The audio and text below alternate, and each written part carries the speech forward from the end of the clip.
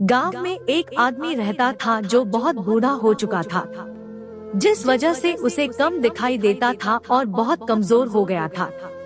इसलिए अपनी बची कुची जिंदगी अपने बेटे के साथ बिता सके, इसलिए शहर में रह रहे उसके बेटे के घर रहने चला गया। बेटा एक शहर के छोटे मकान में रहता था।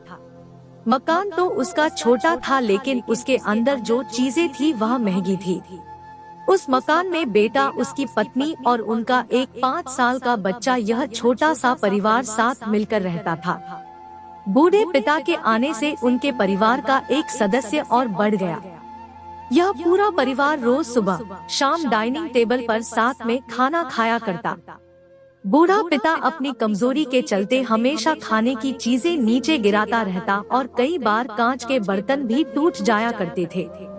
कुछ दिनों तक तो बहू और बेटे ने यह सब सहन किया, लेकिन बाद में वे दोनों बूढ़े की ऐसी हरकतों से चिढ़ने लगे।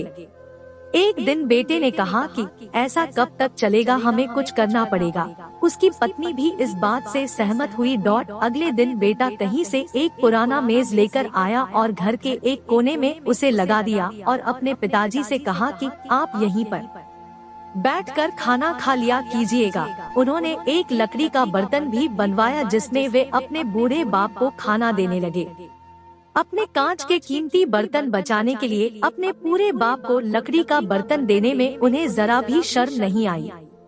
अब खाने का समय जब जब होता तो बूढ़ा बाप एक कोने में बैठकर खाता और बाकी का परिवार डाइनिंग टेबल पर खाना खाया करता। डाइनिंग टेबल पर बैठे बैठे दोनों पति पत्नी कभी कभी अपने बूढ़े बाप की तरफ देख लिया करते। बूढ़े बाप की आंखों में उन्हें आंसू भी नजर आते, मगर उन पर जैसे कोई असर ही नहीं होता। बूढ़े का पोता भी यह नजारा हमेशा देखता और वह अपने में ही खोया रहता।